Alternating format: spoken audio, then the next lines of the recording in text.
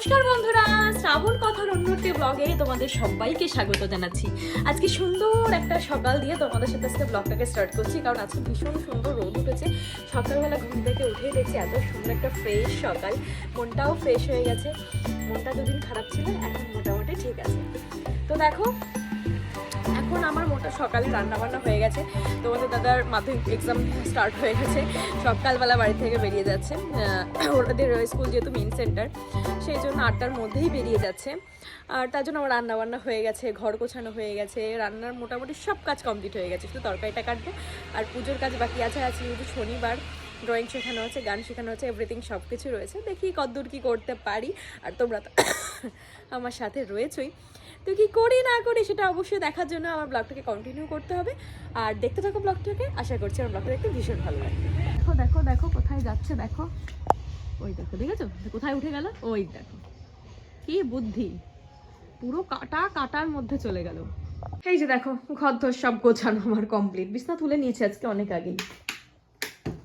আর এই দেখো রান্নাঘরও আমার সব গোছানো হয়ে গেছে, পুরো কমপ্লিট। এই যে কাকি বাসন মেজে রেখে গেছিলো, দেখো নেই, এখানে দুটো শুধু রয়েছে। আর এই যে সুন্দর করে পরিষ্কার করে গুছিয়ে নিয়েছি, দেখো কিচ্ছু নেই। তরকারি কাটাকাটি করলাম। দুপুরবেলা হবে আজকে বেগুন ভাজা, টমেটোর চাটনি, একটা নিরামিষ তরকারি আর আলু ভাজা, যেটা হচ্ছে আজকে নিরামিষ শনিবার, তো আজকে এইগুলোই হচ্ছে মেনু। দেখো কালকে সকালবেলা সিদ্ধ ভাত খাওয়া হবে, সেই সিদ্ধ ভাতের এগুলো সব কেটে এগুলো ধুয়ে রেখে দিই। এতক্ষণ বসে আমি ড্রয়িং করাচ্ছিলাম, ওই ফিগারটা আজকে ড্রয়িং করছে, কেমন হচ্ছে জানিও, এখনো কমপ্লিট হয়নি। আর এই দেখো ক্লে অর্ডার করা হয়েছিল, যারা আর্ট অ্যান্ড ক্রাফট শেখে ওদের ক্লে দিয়ে করানো হবে এই উইকে, তার জন্য দেখো ক্লে অর্ডার করেছিলাম, অনলাইনে অর্ডার করেছি, চলে এসছে। 5 প্যাকেট ক্লে অর্ডার করেছি। তারপর স্নান করে উঠলাম আর ড্রয়িং শিখে উঠলাম। ওই যে ওর দেখো ওর ড্রয়িং হয়ে গেছে, ওকে নিতে আসবে কিন্তু এখন আসেনি। আর তাই এখন একটু ঘুরে বেড়াচ্ছি বাইরে, খুব সুন্দর রোদ্দুর উঠেছে, ভীষণ ভালো লাগছে, কিন্তু আমার একটু ঠান্ডা বেশি তাই সোয়েটারটা পরেছি। খুব সুন্দর রোদ্দুর, দেখো দাঁড়াও তোমাদের দেখাচ্ছি, দেখো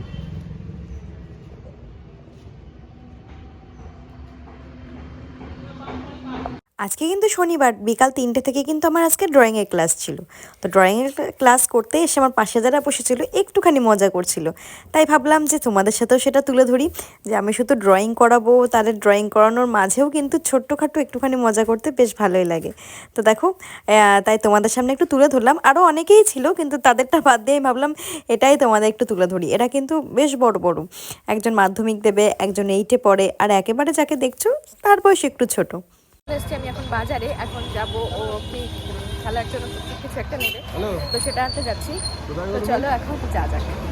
ব্যাপারটা হচ্ছে সিঁড়ি দিয়ে ওপরে উঠে, সিঁড়িগুলো কীরকম কিছু তোমাদেরকে দেখাবো না, আমার সময় তোমরা দেখলে বুঝতে পারবে। আর দেখো এখানে খেলার সমস্ত কিছুই এখানে পাওয়া যায়, তো এখান থেকে ও বললো একটা জার্সি নেবে। আমাদের সিঁড়িতে যখন নামবো তখন তোমাদের দেখাবো, কারণ আমার নিজেরই ভয় লাগছিল।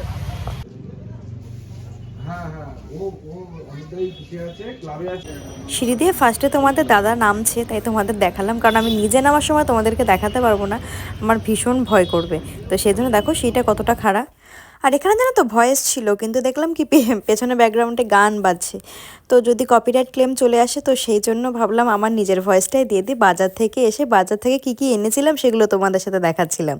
তো একটা যে তোমাদের সেই খেলাঘরে গেছিলাম বললাম, সেই খেলাঘর থেকে ওই জার্সিটা এনেছে, মানে ওখানে মোটামুটি খেলার জিনিস সবই পাওয়া যায়, কাল ও রবিবার করে খেলতে যায়, তো ওইখানে ওটা পড়বে বলে ক্রিকেট খেলতে যায়। আমি তো সেটা তোমাদের শেয়ার করতে পারবো না কোনো দিনও, যদি যাই আমি কখনো তাহলে আমি তোমাদের সামনে শেয়ার করব। আর দেখো একটা বডি লোশন এনেছিলাম, নিভিয়ার বডি লোশনগুলো খুব ভালো হয়, অনেকক্ষণ থাকে, তো সেই জন্য একটা বডি লোশন এনেছিলাম আর কিছু ওষুধ এনেছিলাম। এখানে চা হচ্ছে, জল ফুটে গেছে, চিনি দিয়ে দিয়েছি। এখানে তোমরা জানো আমি আমুল দুধে চা ছাড়া খেতে পারি না, এখানে আমুল দুধ সুন্দরভাবে গুলিয়ে নিয়েছি, এখন এর মধ্যে দিয়ে দেবো এখন চা।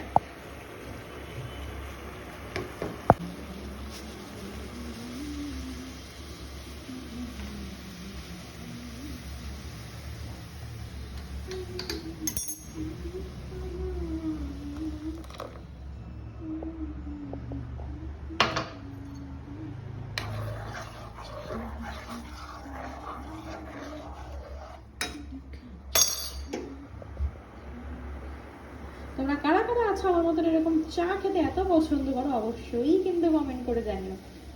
তো কারণ অনেকেই আছে আমার মতো যারা চা খেতে খুব ভালোবাসে।